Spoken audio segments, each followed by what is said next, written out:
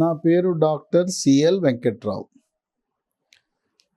గుండు గీయించుకుంటుంటారు, అంటే వెంట్రుకలు మొత్తం తొలగించుకుంటారు. ఇది మనము తిరుపతి లాంటి దేవస్థానంకి వెళ్ళినప్పుడు, పుణ్యక్షేత్రాలకు వెళ్ళినప్పుడు మొక్కుబడి కింద మగవారు, చిన్నపిల్లలు మనము వెంట్రుకలన్నీ కూడా దేవుడికి సమర్పిస్తాం. ఇది ఒక ఆచారం, ఒక భక్తితో కూడుకున్న అంశం. అలాగే ఎప్పుడైనా కుటుంబ సభ్యులు ఎవరైనా మరణించినప్పుడు ఆ సందర్భంగా కూడా తల మీద వెంట్రుకలు తీసేస్తారు పురుషులు.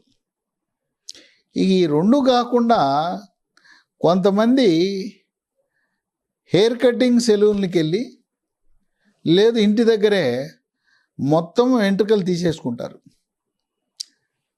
వీళ్ళు తలలో చుండ్రుందని, లేదు వెంట్రుకలు రాలిపోతున్నాయి, కొంతమందికి గుండు గీయించుకుంటే వెంట్రుకలు బాగా వస్తాయనే ఆలోచన ఉంటుంది.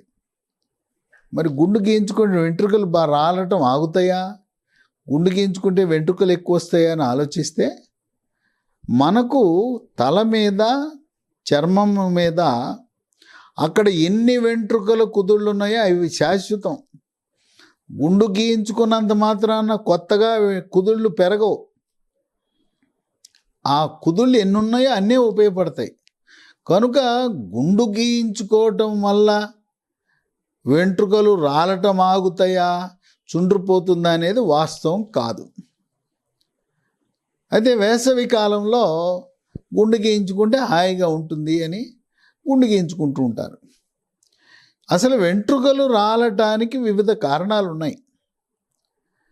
కాలుష్యం, వాతావరణ కాలుష్యం, బైకులు, కార్లు, పొగ, అలాగే బస్సుల నుంచి పొగ గొట్టం నుంచి విడుదలయ్యే బొగ్గు కణజాలము, కార్బన్ మోనాక్సైడు, సల్ఫర్ డయాక్సైడ్ లాంటి విషవాయువులు, నగరాల్లో, పట్టణాల్లో విడుదలవుతున్న, పరిశ్రమల నుంచి విడుదలవుతున్న వాయు కాలుష్యం, వీటి ప్రభావం వల్ల పౌష్టికాహార లోపం.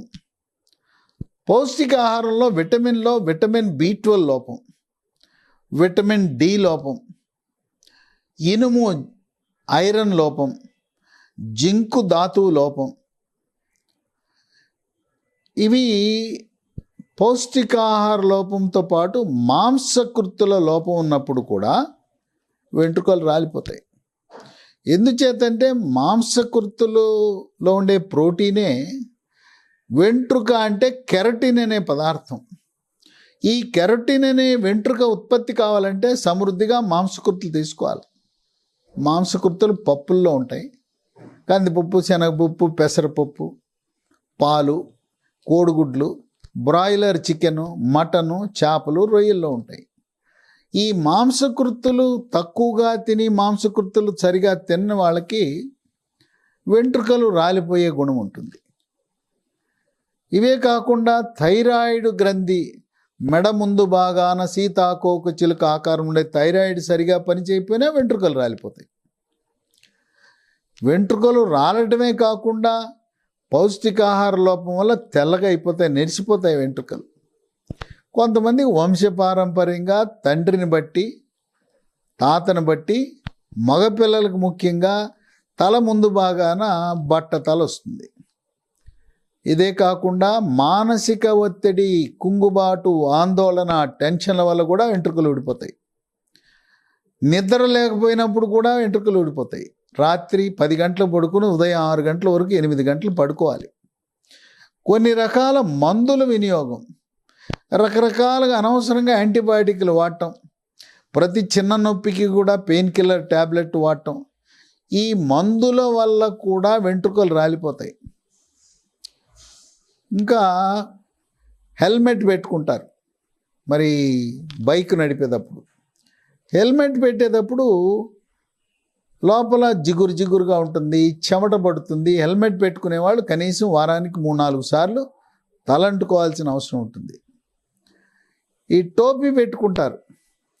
టోపీ తలకి పెట్టుకుని, అంటే వెంట్రుకల మీద టోపీ టైట్గా పెట్టుకుని ఇట్లా పీకితే ఆ టైట్గా ఉన్న టోపీని బయటికి తీసేటప్పుడు టోపీతో పాటు వెంట్రుకలు కూడా రాలిపోతాయి. టైట్గా ఉన్న టోపీ పెట్టుకోవద్దు, దానికి ఒక బెల్ట్ ఉండేదాన్ని పెట్టుకోండి. మీరు టోపీ బయటికి తీసేటప్పుడు బెల్ట్ లూజ్ చేసి లేదా బెల్ట్ ఇప్పేసి తీయండి. టైట్గా ఉన్న టోపీ తగిలిచ్చి లాగినప్పుడు వెంట్రుకలు రాలిపోతాయి. మరి గుండు గీయటం వల్ల మనకు ఈ సమస్య పరిష్కారం కాదు. చుండ్రు, వెంట్రుకలు రాలిపోవటం, గుండు గీయటం అనేది పరిష్కారం కాదు. మరి అయితే గుండు గీసాము, గుండు గీసిన తర్వాత పుణ్యక్షేత్రానికి వెళ్ళాం. అటువంటప్పుడు ఈ గుండుని ఏ విధంగా మనం దాన్ని మరి సంరక్షణ చేయాలి? గుండును అలా వదిలేయకూడదు. వెంట్రుకలు ఉన్నా లేకపోయినా ఆ గుండుని ఎలా మనం ఆరోగ్యపరంగా కాపాడుకోవాలి? ఒకటి, ఒక్క చుక్క కొబ్బరి నూనె రాయాలి.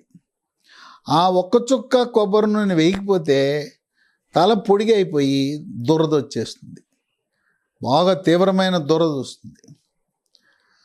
క్యాప్ అనేది, టోపీ ఎండకు వెళ్ళినప్పుడు తప్పనిసరిగా గుండు మీద టోపీ పెట్టుకోవాలి. 2, బోరు వాటర్ కానీ లేదా హార్డ్ వాటర్ కానీ ఉప్పు నీళ్ళతో తలస్నానం చేయొద్దు. ఈ ఉప్పు నీళ్ళతో తలస్నానం చేయటం వల్ల వెంట్రుకలు రాలిపోతాయి.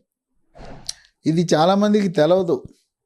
ఈ ఉప్పు నీళ్ళు లేదా బోర్ నుంచి వచ్చిన నీళ్ళు మంచిది కాదు. నది, కాలువ, చెరువుల నుంచి వచ్చిన నీళ్ళు ఈ వెంట్రుకల ఆరోగ్యానికి మంచిది. 3, షాంపూలు వాడాలి. అయితే షాంపూలో శనగపిండి కానీ పెసరపిండి కానీ కలిపి ఈ గుండు మీద వెంట్రుకలు లేకపోయినా 2-3 సార్లు వారానికి తలస్నానం చేయాలి. 4, ఈ గుండు మీద మాయిశ్చర్ రాయాలి. మనకు అందుబాటులో ఉన్న మంచి మాయిశ్చర్ ఏదంటే అలోవెరా జెల్. అలోవెరా జెల్ మార్కెట్లో దొరుకుతుంది, అది వాడండి. 5, ముందు రోజు రాత్రి పడుకునేటప్పుడు బాదం నూనె ఒక చుక్క, కొబ్బరి నూనె ఒక చుక్క, ఆముదం నూనె లేదు క్యాస్టర్ ఆయిల్ అంటాం, ఈ 3 కలిపి 3 చుక్కలు తల మీద పట్టి మసాజ్ చేసి మరుసటి రోజు తలస్నానం చేయటం. ఇక 6, ప్యాక్, వారానికి ఒక రోజు ప్యాక్ వేసుకోవచ్చు. రాత్రిపూట మెంతులు, పెరుగు వాటిని కలిపి ఉంచి ఉదయాన్నే పేస్ట్ చేసి పేస్ట్ ద్వారా తలకు ప్యాక్. 2, తేనె, బాదం ఆయిల్ కలిపి తలకు ప్యాక్ వేసుకోవచ్చు. లేదా హెన్నా, కోడిగుడ్డు కలిపి 2 కలిపి ప్యాక్ వేసుకోవచ్చు. వారానికి ఒక రోజు ప్యాక్ వేసుకోవటం మంచిది. ఏది గుండు మీద. 7, మనం తీసుకునే ఆహార పదార్థాల్లో ఒమేగా-3 ఫ్యాటీ ఆమ్లాలు అధికంగా ఉండే చేపలు, వాల్నట్స్ తింటాం. మాంసకృతులు అధికంగా ఉండే ఆహారం తీసుకోవటం, ఆకుకూరలు. తర్వాత మానసిక ఒత్తిడికి దూరంగా ఉండటానికి యోగా, ప్రాణాయామము, ధ్యానము, వ్యాయామం చేయటం. రాత్రిపూట తప్పకుండా 8 గంటలు నిద్రపోవాలి. 10ంటికి పడుకుని 6 వరకు నిద్రపోవాలి. మీరు గుండు గీస్తే నా చుండ్రుకి పరిష్కారము, గుండు గీస్తే నాకు వెంట్రుకలు బాగా పెరుగుతాయి, గుండు గీస్తే నాకు ఈ వెంట్రుకలు నెరవకుండా తెల్లగా ఉండకుండా ఉంటాయి అనేది అపోహ మాత్రమే. కనుక గుండు గీయించిన తర్వాత కూడా సమస్యలు పునరావృతమవుతాయి. దాని మూల కారణాన్ని అన్వేషించి తగు చర్యలు తీసుకోవాలి. ఈ వెంట్రుకల సమస్యలు అనేది చర్మ వ్యాధుల డాక్టర్లు, డెర్మటాలజిస్టులు చూస్తారు. ఏ డాక్టర్ దగ్గరికి వెళ్ళాలని అనుమానం. మీ ఫ్యామిలీ డాక్టర్ దగ్గరికి వెళ్తే ఆయనకు తోచిందేదో చెప్పొచ్చుగాక, కానీ చర్మ వ్యాధుల నిపుణులకు సమగ్రమైన అనుభవము, వాళ్ళ దగ్గర అధునాతన విధానాలు అందుబాటులో ఉంటాయి. కనుక స్కిన్ స్పెషలిస్ట్ని సంప్రదించండి. మీ కేసు సంపదని కాపాడుకోండి.